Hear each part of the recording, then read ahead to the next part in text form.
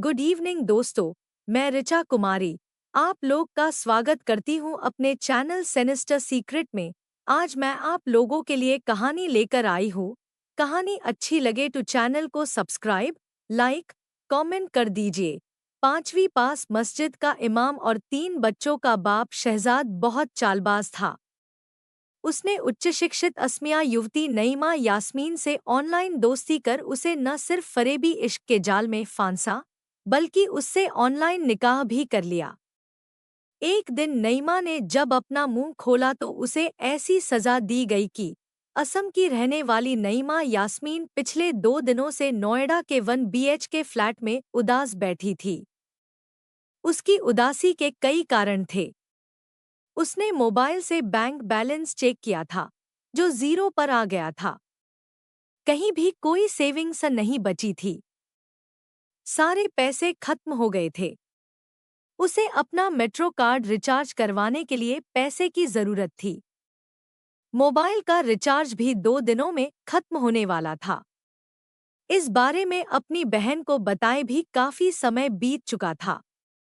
उससे कुछ पैसे अकाउंट में ट्रांसफर करने की उसने मदद मांगी थी।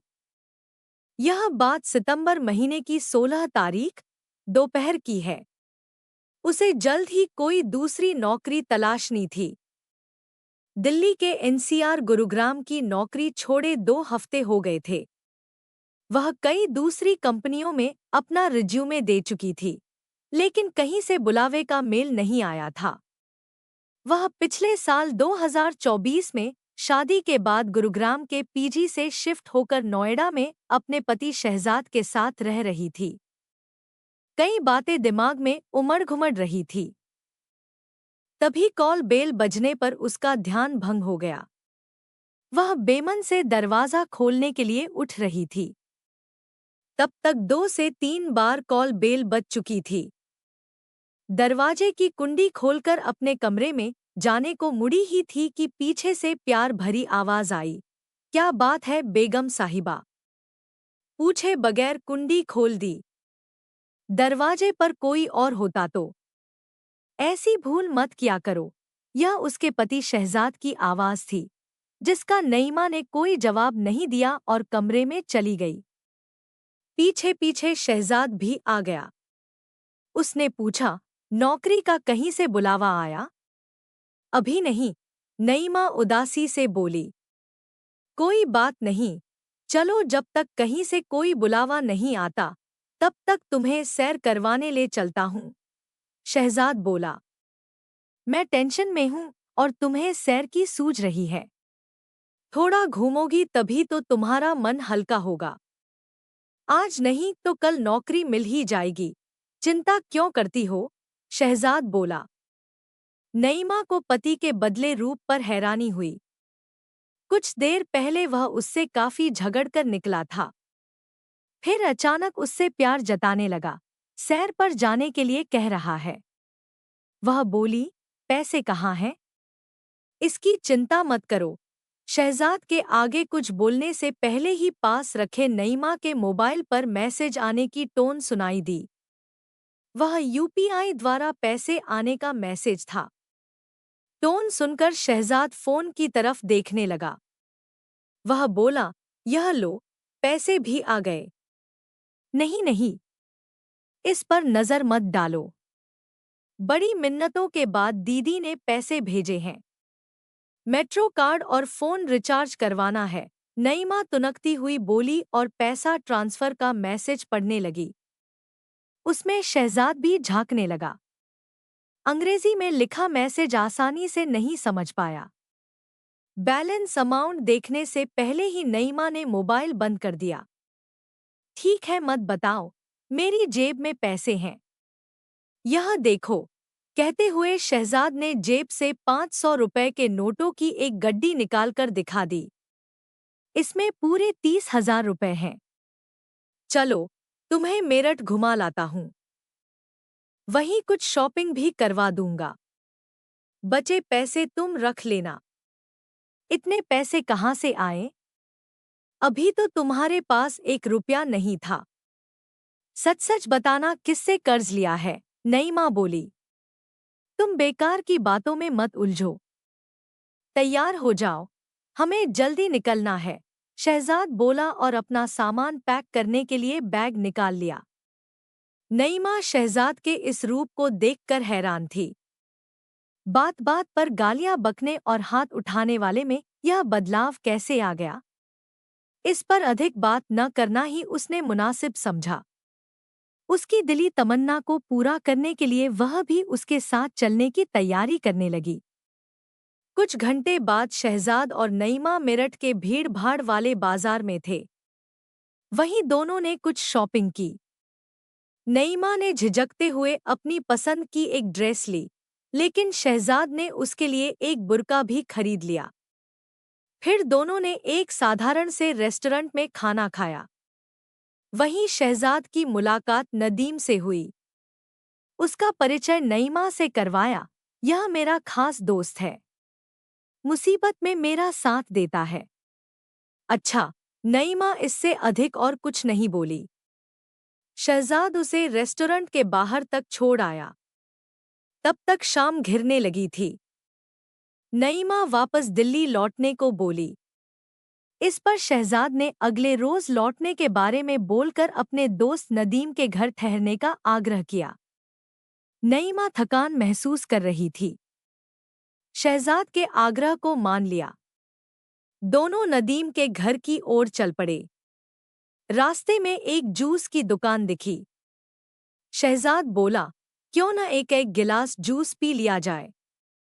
जूस की यह बहुत फेमस दुकान है। तुम्हारे लिए कौन सा जूस बनवाऊं? अनार का बनवा लो, वह बोली। ठीक है, मैं तो अनानास का लूंगा, शहजाद बोला और जूस की दुकान की ओर चल पड़ा। नईमा थोड़ी दूरी पर खड़ी रही। कुछ मिनटों में ही शहजाद 2 गिलास जूस लेकर नईमा के पास आ गया। दोनों ने अपनी अपनी पसंद का जूस पिया और फिर वहां से चल पड़े। अगले रोज 17 सितंबर 2025 को मेरठ में जानी थाने की पुलिस को सिवालखास जंगली इलाके में एक महिला की रक्तरंजित लाश मिली। लाश बुर्के में थी। पुलिस लावारिस लाश की पहचान के लिए तहकीकात में जुट गई। महिला का गला रेता हुआ था।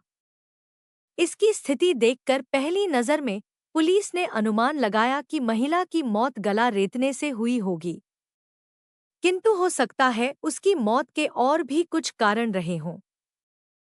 हो सकता है उसका गला घोंटा गया हो या फिर उसे जहर खिलाने के बाद मृतदेह का गला रेता गया हो। कारण जो भी हो, वो तो पोस्टमार्टम के बाद ही पता चल सकेगा।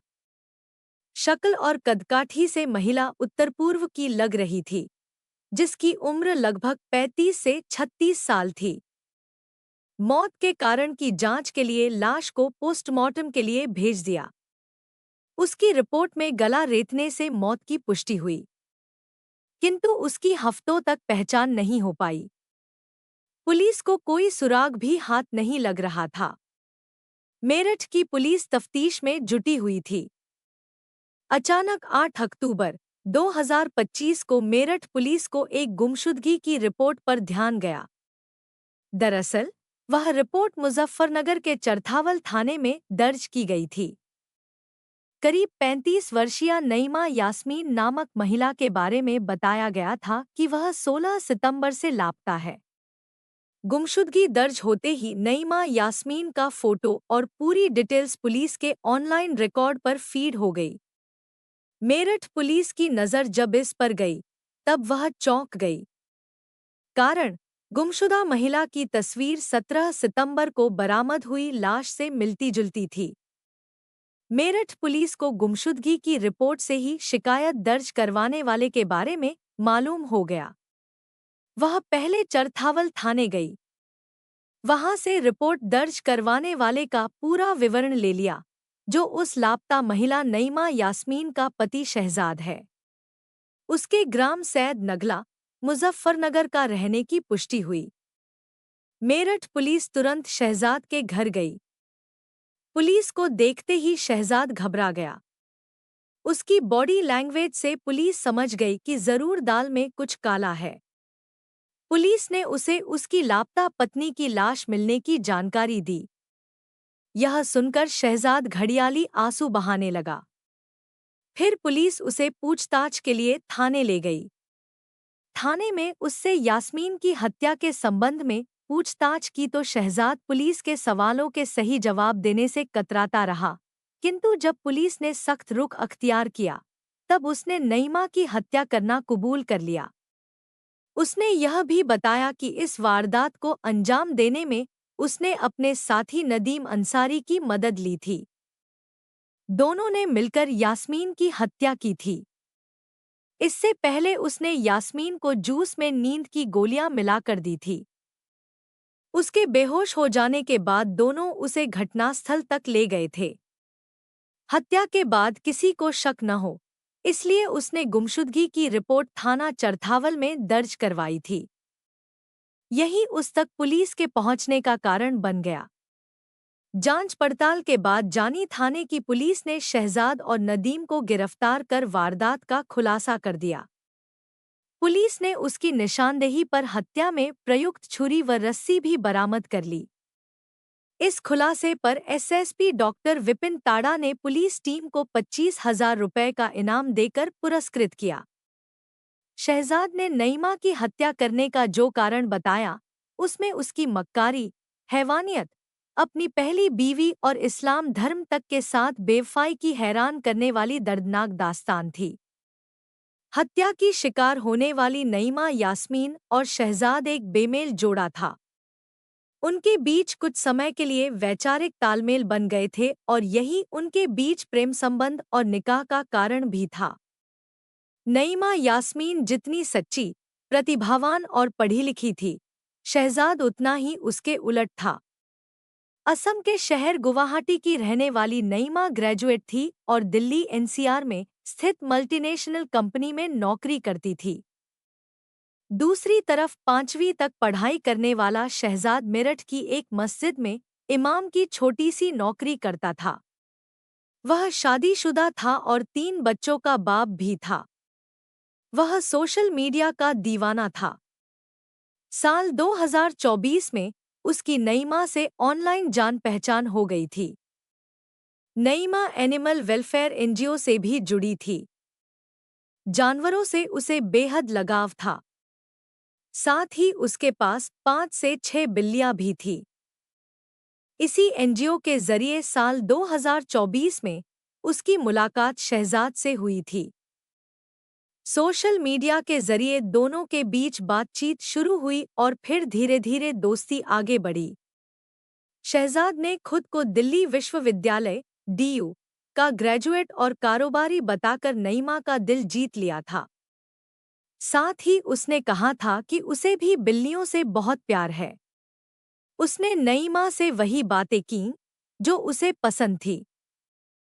कैट लवर बनकर शहजाद ने धीरे धीरे नईमा का भरोसा जीत लिया था और फिर प्यार का सिलसिला शुरू हो गया था। सितंबर 2024 में दोनों ने ऑनलाइन निकाह भी कर लिया। निकाह के बाद दोनों दिल्ली में साथ रहने लगे, जिसकी जानकारी नईमा की बहन को भी थी। नईमा खुश थी और अपने नए जीवन की बातें सिर्फ अपनी बहन के साथ साझा करती थी। निकाह के करीब 3 महीने बाद शहजाद ने नईमा से मुजफ्फरनगर में स्थित अपना पुश्तैनी घर दिखाने के लिए कहा। उसके कहने पर नईमा मुजफ्फरनगर पति के घर पहुंची। वहां उसके सपने टूट गए। खुद को बिजनेसमैन बताने वाला शहजाद बेहद साधारण परिवार से था और एक इमाम की नौकरी करता था। खुद मस्जिद के राशन पर पलता था। उसका कोई कारोबार या व्यापार नहीं था। उसने नईमा को झूठ बताया था। सबसे बड़ा झूठ तो उसने अपनी शादी को लेकर कहा था। नईमा से उसने बात छिपा ली थी कि वह पहले से विवाहित और 3 बच्चों का बाप भी है। नईमा को समझते देर नहीं लगी कि शहजाद ने उससे निकाह उसकी नौकरी और सैलरी, सेविंग्स के लालच में किया था। इस सच्चाई के खुलते ही नईमा ने शहजाद का विरोध किया। बदले में शहजाद उसके साथ गाली गलौज और मारपीट पर उतर आया। शहजाद की हकीकत जानकर नईमा यास्मीन पूरी तरह टूट गई। उसने अपना दुखड़ा बहन को सुनाया। अपनी सच्चाई का पर्दाफाश होते ही शहजाद का चेहरा भी बदल गया। वह नईमा की सैलरी हड़पने लगा। उसकी सारी सेविंग्स भी खत्म कर दी। नईमा परेशान हो गई। उसने शहजाद से पहली पत्नी और बच्चों से मिलने से मना किया। यह बात शहजाद को नागवार गुजरी। तब उसने नईमा को ही रास्ते से हटाने का प्लान बना लिया, जिसके लिए उसने अपने दोस्त नदीम को 12,000 रुपए देकर योजना में शामिल कर लिया। योजना के मुताबिक शहजाद 16 सितंबर 2025 को शॉपिंग के बहाने नईमा को मेरठ लेकर आया और रास्ते में उसे जूस में नींद की गोलियां देकर बेहोश कर दिया। फिर दोनों उसे जंगली इलाके के एक खेत में ले गए, जहां नदीम ने रस्सी से उसका गला दबाया और शहजाद ने छुरे से गले को रेत दिया। फिर दोनों ने लाश को एक बुरके में लपेटकर फेंक दिया। फिर वापस घर लौट आए। हफ्तों तक वे चुप्पी साधे रहे, लेकिन भीतर भीतर डरे हुए भी थे कि कहीं वे पकड़े न जाए। इसी भय से शहजाद ने 8 अक्टूबर 2025 को मुजफ्फरनगर में नईमा यास्मीन की गुमशुदगी भी दर्ज करवा दी थी। पुलिस ने आरोपी शहजाद और उसके साथी नदीम से पूछताछ करने के बाद कोर्ट में पेश किया, जहां से दोनों को जेल भेज दिया गया। नईमा ने शहजाद की बातों पर बिना उचित जांच किए भरोसा कर लिया। सोशल मीडिया पर किसी के भी प्रोफाइल, बातों या वादों पर तुरंत भरोसा नहीं करना चाहिए। पहले व्यक्ति के बारे में सही जानकारी और बैकग्राउंड चेक जरूरी है। नईमा की सैलरी और बचत ही शहजाद का असली लालच थी। रिश्ते की शुरुआत में अपनी कमाई, बचत या बैंक विवरण किसी से साझा न करें। शहजाद ने अपनी शिक्षा, नौकरी और पहली शादी छिपाकर नईमा को धोखा दिया। विवाह से पहले पारदर्शिता, सच्चाई और ईमानदारी जरूरी है। नईमा शिक्षित और कमाने वाली थी, लेकिन भावनात्मक शोषण की शिकार हो गई। पढ़ाई और नौकरी के साथ साथ जागरूकता और आत्मरक्षा भी